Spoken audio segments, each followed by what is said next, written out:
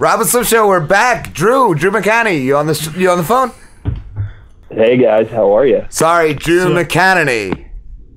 It's McAnany, actually. McAnany. Gets it wrong, so don't God damn. Yeah. I suck twice.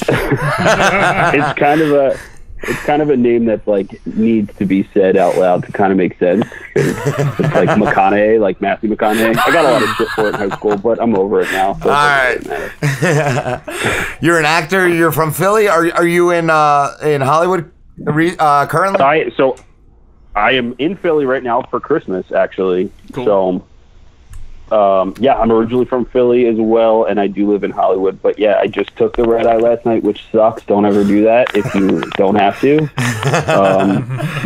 But yeah, home for the holidays, ready for this freaking cold weather. I don't know how you guys still deal with it, but it's actually warm today. Like it had gotten really cold. Then it got like 2 days before this, it was really warm. Yeah. Today is cold compared to that, but I don't know about Philly, Drew, but we're on the Jersey Shore out by like LBI. It's like a damp cold. It's like a damp cold. It goes right through you, man. Yeah, I'm not a fan of that at all. We actually have, my family has houses in Sea Isle, so I know that like cold weather, like when you're down there, when you're down by the shore in the winter, like you're like, why am I here? This doesn't feel right. But it's like a hurt. It hurts that it's that cold. Oh yes, yes. It can even be like 40s or whatever here, and just with the dampness, it kills you. It kills you. Sucks. Yeah, but when I'm coming back, LA, it was like 85 when I came over yesterday. I think Drew, Drew, you're crackling a little bit. Just a little bit. Lot. I don't know what it is. I'm in a really crappy area actually right now. You guys might not be able to hear me. It's just a real crackling on the phone, dude. You want to try calling right back? Oh, that's better. Try now. How is it now? That's a lot better. Fucking perfect, dude. Much better. There we go. That's what I get for Apple products. Sorry, guys. It's all right, dude. Fucking Microsoft sucks too. My computer has been giving me nothing but shit for like 2 weeks, dude. So I don't know technology. What's better. Yeah, fucking technology sucks. What sucks. What's your recent movie? I think Brooke mentioned it earlier. Half New Year. Yeah, Half New Year. We just got finished shooting right around Thanksgiving. A tiny little dramedy that I wrote with my co-writer Georgia Menitis, and it's a little Hollywood story, but it's got some East Coast roots. Yeah, we shot for a wild bunch of days, had the best time ever. We're on this kind of like high right now. We're just so proud and excited and can't wait to like talk about it for people to see it and stuff. So cool. Yeah, it's really, really exciting. When is it coming out? So right now we're in post. We don't know. That's the joy when you make a little indie movie that you self-finance. You get to kind of pick and choose what you want to do with it. So we're at this point right now where it's like you can take meetings and find distributors, but personally, I kind of want to do the festival thing. Like I'd love to have a movie at Sundance or South by Southwest and then kind of have it play and catch an audience and then do something really cool on like, out in the theaters or video on demand. And who knows? It's tough. It's a tough business, but it's really exciting when you get to do your first movie for sure. That's what I was wondering. Like, what's the next step? Where do you go once you get it finally filmed and all? Yeah. So the normal thing is, once it's filmed, you start holding kind of screenings for distributors, right? So you be like, oh, hey, to Lionsgate or whatever, say like, hey, we have this movie. Do you want to come see it? Or here's a screener. Do you want to put it out for us, whatnot? And then from there, they'll take it. A lot of times, it gets kind of lost in the fold, unfortunately. Wow. They kind of come out and they don't see them. So what we're trying to do with this one is get it to the festivals, get it in like a pretty good audience, get some press on it, and then we hope and pray and cross our fingers that it's going to be like the next Dazed Confused, because that's kind of the vibe that we had when we were writing it and filming it. Nice. Nice. So, yeah, you guys like Dazed Confused? Love it. Have you guys seen it? I actually never seen Dazed Oh, my God, I want to dude. see the sequel, too. Everyone. I never saw the sequel, but when it came out, dude. I love the sequel, too. Oh, my God. I was a senior, I think. Junior or senior in high school, and oh, my God. I can't tell you how many times I've watched that movie. Such a great movie. It's just... It had such an influence on me as a kid. Like, I would watch it over and over again. I think I had a VHS of it. Slater was the best. Yeah, Slater, man. I actually saw him at a party one time in Hollywood. It was like, bro, but I was like wasted. And it was highly embarrassing. And he was kind of like, okay, dude, like, yeah, Slater was cool, but can you leave now? And I was like, yeah, cool. Yeah, bro. Yeah, totes, Slater sign. It's like, I'm not really Slater, guy. Slater's cool. Yeah, like, get the hell away from me. That's my problem if I ever go to Hollywood parties too. I get like too drunk and then go up to people that I'm fans of, like, bro, that movie's so good. They're like, oh, can you leave me alone now, please? Thank you. That's amazing, Drew. Don't drink in public. Don't drink at Hollywood parties. I think that's what you should come away with. Is that the lesson here? I haven't learned it though. I'm still doing it. I've been in LA for 8 years, and I'm just getting like drunker and drunker at parties. That's how I think I'd be. I don't think I'd ever learn that lesson. It was, it's not a lesson to learn. It's more like just maybe don't take all those shots and just like stick with beer. Yeah. I don't know. Some nights you need the shots, bro. Some nights you need that. You do, unless you have to wake up early next day. But then just keep doing them when you get up. I'm just kidding. My mom's listening. Mom, I don't really like that. So's mine. And a lot of the feedback I get from my mom is like, you drink too much. You drink too much. Yeah, I think we all kind of drink too much. I wonder if that's an East Coast thing though, because sometimes I'll just be like, "Yeah, it's Friday night. Like, why aren't we drinking?" Everyone's like, "What's wrong with you?" I'm like, "What do you mean? What's wrong with me? It's Friday night. Why am I? It's 8 o'clock. I should be like." Definitely agree with that. Why do you need a drink, Drew? What's wrong? I'm not drinking now either. I'm watching you guys down beers, and I'm super jealous. But come back, Drew. We're like 40 minutes away, bro. We're I'll start driving. Yeah, get over it, Drew. Been to LBI in years. I need a ride home, Drew. Come on, bro. Oh, all right. I'll tell you a little Drew trivia that you probably don't give a shit about. But when I thought I was a rebellious 18-year-old. I got my ears pierced in LBI because I thought I was cool. Nice. That's cool. Nice. Yeah. That is cool. Yeah. Where at in LBI? Like, what's the name of the place? I have no idea. Just say like the Sandbar. Like that's like the name of every place down there. Slambo's Pierce Shack. That's exactly. Yeah, there it was. That's where it happened. But I remember like getting them. They got infected. I took them out. Just lesson learned on that one. All right, don't get your ears pierced at Slambo's.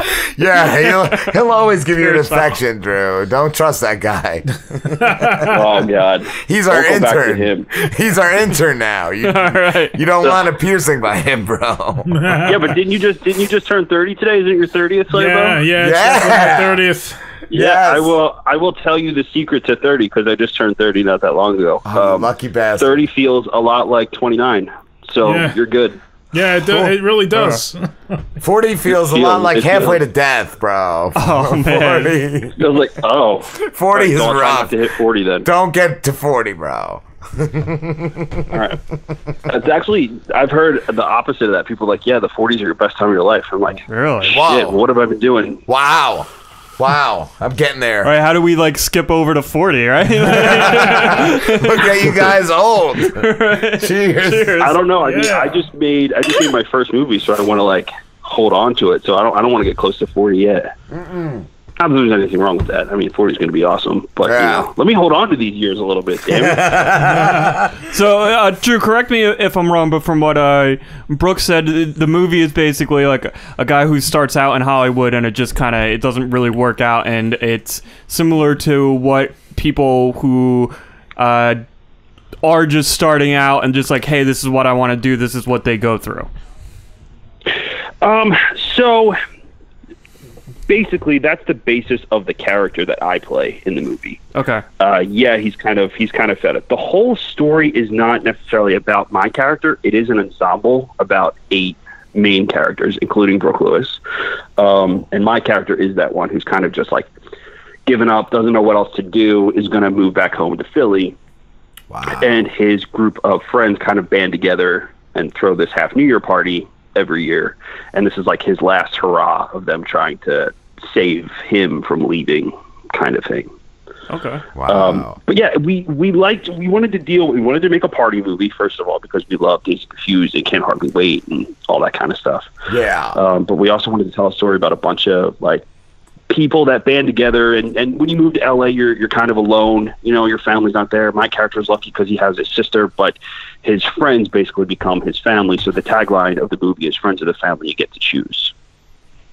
Cool. So I like that. Nice. And do you guys? It's hilarious. Yeah. Do you feel like you based it on like any real experiences?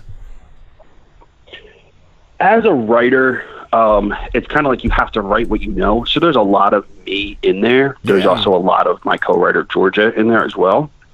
But as far as like when we started casting and we started making the movie, it also became a lot of experience. Our director Tom Arash, who's amazing. Our co-producer Zach Block, who's amazing as well. Everybody's great. I could go on and sing everybody's praises forever, but it all became kind of like personal stuff. Like we would give notes about things that maybe had happened to us, and then people were able to play it a little bit differently or whatnot. But yeah, it is a personal story. There's a little subplot that has to do with mental health. It gets a little heavy, and kind of just like when you've had enough, you've had enough of being yourself, and you kind of just have like a breakdown. Yeah. We deal with that a little bit, but it's done very respectfully, so it's not. And it's not the whole story, so cool. Yeah, that's. But it's cool. It sounds it's like super awesome. Yeah, it does. It sounds like really personable, cool. like a great movie. And it's been a while since I've seen a good movie like that. That's like in like that theme, like the party kind of thing, and it just sounds really cool. Yeah, it's I don't even know how to say it. It's almost like if you ever saw an 80s movie where you're like rooting for the underdog consistently. That's kind of what we wanted to do too. It's a little bit like Pretty in Pink or like 16 Candles. It's got some wacky characters. Is there everybody's doing wacky shit. Is there a montage? Is there a montage? Yeah. There may be a montage or two. I don't want to give it all away. But, you guys might be pleasantly surprised. I hope so. There is a little interesting thing that happens with an inflatable snowman. Hopefully the carrot with montages. So I actually have one more question for him before you go, Rob. Absolutely. Yeah. So being like a big fan of like Dazed and Confused, and like I said, I've never seen that movie, but I'm curious if you guys do anything that blatantly reference that movie as like saying, yeah, we're a fan of that movie. No, I always get really nervous because you can get sued if you do it too much. Oh. You have to be really careful. I had a Jaws t-shirt on in one part, and then they were like, you have to turn your shirt inside out because you don't own the label. And I was like, fuck. Like, wow. All right. Jesus Christ. I really wanted this. We had being a South Philly kid, I love like Frank Sinatra. We had a Frank Sinatra poster on in like my character's room and had to take it down. Wow. So God. I was just thinking, like, when some said that, like, just one scene that stood out to me, I don't know why. It's when the black dude in Dazed and Confused, I think he was sitting in a chair drinking, and he tried to get up, and he was so drunk that he couldn't. And so he falls down. He sat, he fell back down in the seat. I was thinking, like, that would be a great montage. I should. You know what? I'm going to call reshoots right now. I'm going to put you guys in as credited writers on it, and then, Thank you, dude, because, like, I've actually done that. The first time I smoked a cigarette, that happened to me, man. It was so cool.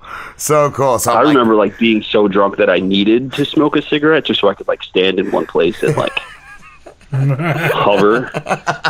You know, like, I was like, fuck, if I don't concentrate on something, I'm going to pass out right now, and I just need to, like...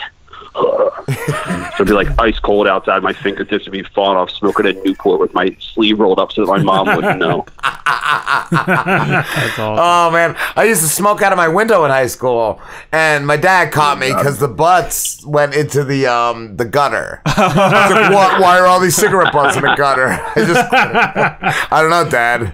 I don't smoke. The idiot things we did in our youth. I don't know how I wasn't in jail or dead by the time I was like 18. I know. I used to piss out my window too, and it was the front window of the house. Oh my god. The street right there. Also, once I got so drunk I had to throw up. I just pulled up the couch cushion in my room and I threw up in the couch under the couch cushion. And like a week later, my mom like went in to bring laundry, and she's like, "Why does your room smell so bad?" And I'm like, "I got food poisoning, and Can we carry the couch out, Mom?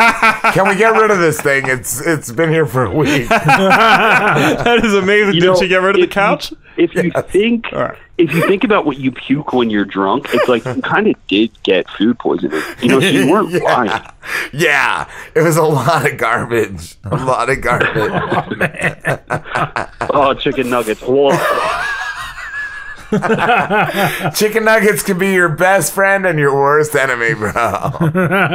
Chicken nuggets at 2 a.m. is always a good idea. Chicken nuggets at 4 a.m. is the worst idea.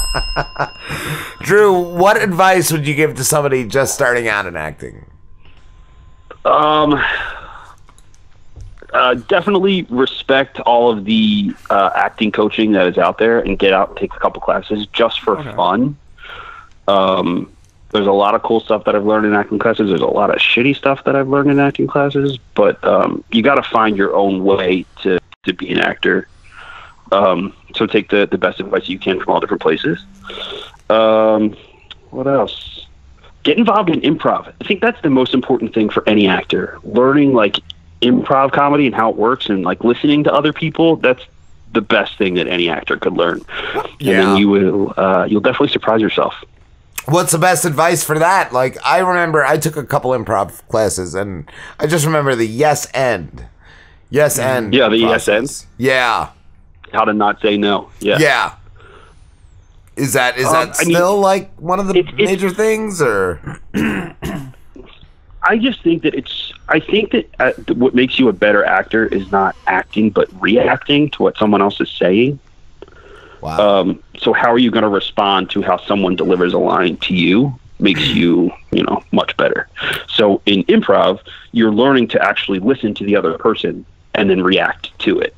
And you have to come up with something on the spot, but your brain's going to start getting used to that, and then it's going to help you, learn to listen to other actors when you're doing scenes. Cool.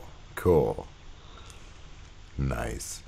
If that makes sense. I could just be talking out of my ass right now. I don't know. It makes all this seltzer water and no vodka. It doesn't only make sense, it makes dollars, bro. Yeah. That makes dollars, bro. Oh, yeah. If anyone has an improv class they want me to promote, can you text that to me right now so I can get an endorsement check? Slimsimprov.org. Yeah, slimsimprov.org. Perfect. Yeah. /backyard. Yeah, pretty much. Perfect. Got it. Okay. He also does boxing lessons there. Oh, yeah. Slim also does boxing lessons. That might be beneficial to a lot of actors. I'm actually pretty, I can give you guys a sneak peek. So in my improv class, the one advice that I tell everybody is be true to yourself. Oh. And then in my boxing class, the one advice that I tell everybody is be true to yourself. So, wow. Yeah. Just that's some profound shit right there. Owe me a little bit of money for that, but. And the best was the dirty look he gave us before he said that.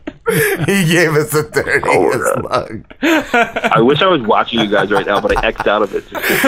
Definitely X out of it, Drew. Definitely.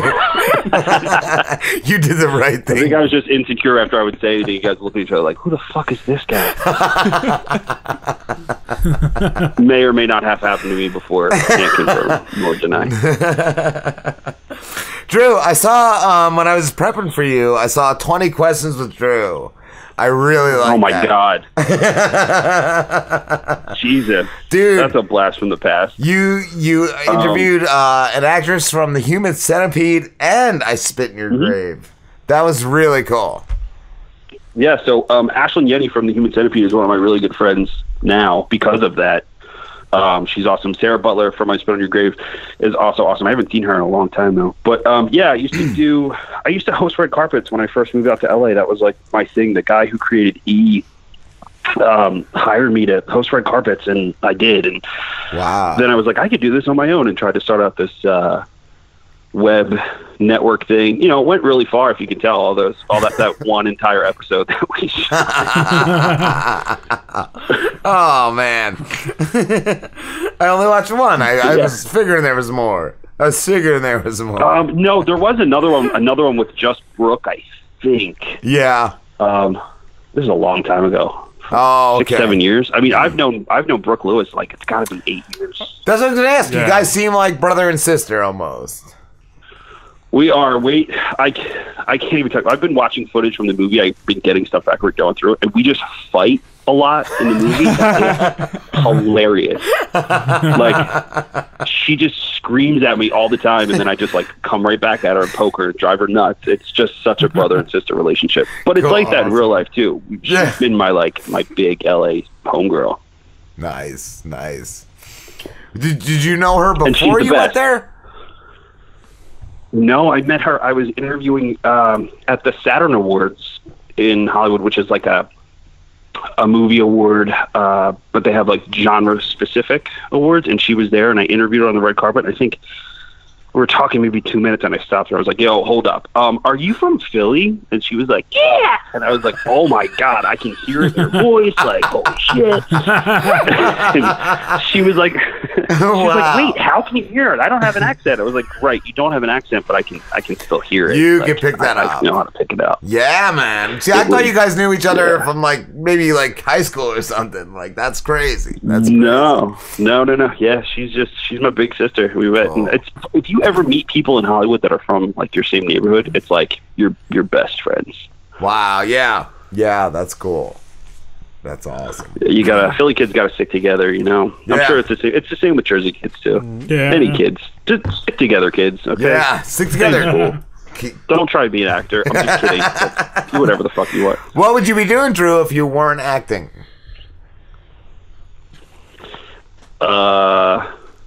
Honestly, this is gonna sound really weird. I think I would be like a kindergarten teacher.